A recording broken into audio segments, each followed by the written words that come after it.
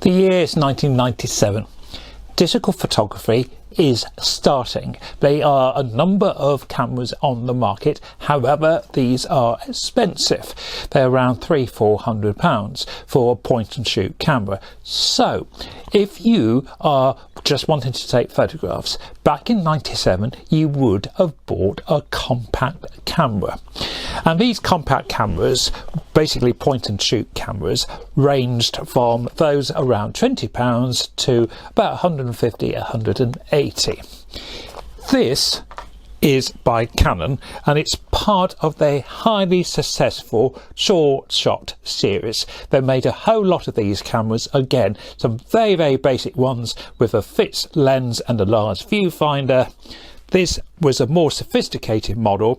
This is the Sureshot 105mm, so you've got a zoom lens on here between 38mm and 105. So medium wide shot to medium telephoto. It's automatic focusing. It has a flash, and on the back it's quite interesting, this camera, because it has full automatic. It has the off function. It has a red eye function, because a real issue with these type of flash is you get the retina opening up and you get that red eye. By altering the flash slightly on the auto red eye, you get rid of that. Now this camera has one function I have not seen on any other compacts, and that is something called RT. Not radio times, RT is real time. And one issue with these cameras was that there was a slight delay in pressing the shutter and the photo actually going like that.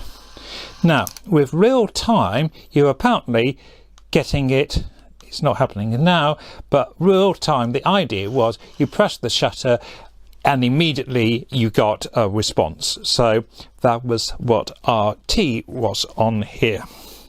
And you've got a self timer here, there, and if you want to have, and I didn't notice this the other evening when I used this, you've actually got a no flash setting, because I have recently put a film through here and really enjoyed it, because it's basically, it's exactly what it says, a point and shoot. You just line up the subject, so you can really think about composition. You can really think about what you are taking.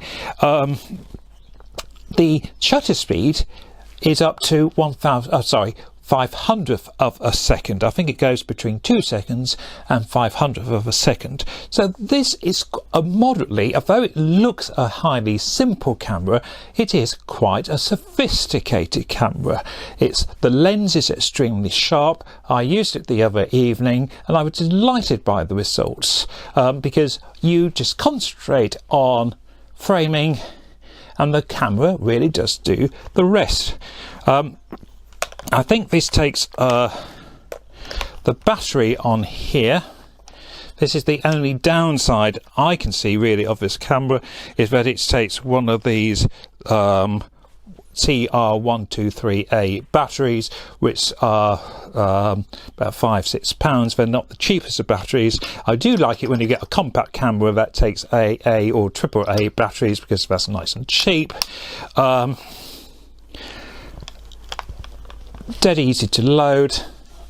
If you want to point and shoot, if you want to see what film looks like, try this. You might be disappointed in how good it actually is.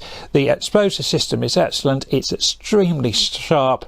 These cameras were aimed at the customer who wanted a good quality photograph without the hassle.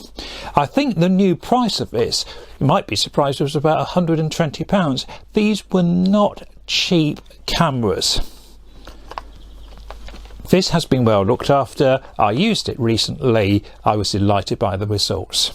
You used to be able to pick these up for next to nothing in charity shops. You used to find them for about £2 or £3. They haven't gone up a lot, but there is renewed interest in the compact camera. There are some compacts which go for enormous figure. Most compacts still don't go for much. However, there is, as I said, a renewed interest in them. If you want to point and shoot, have a go.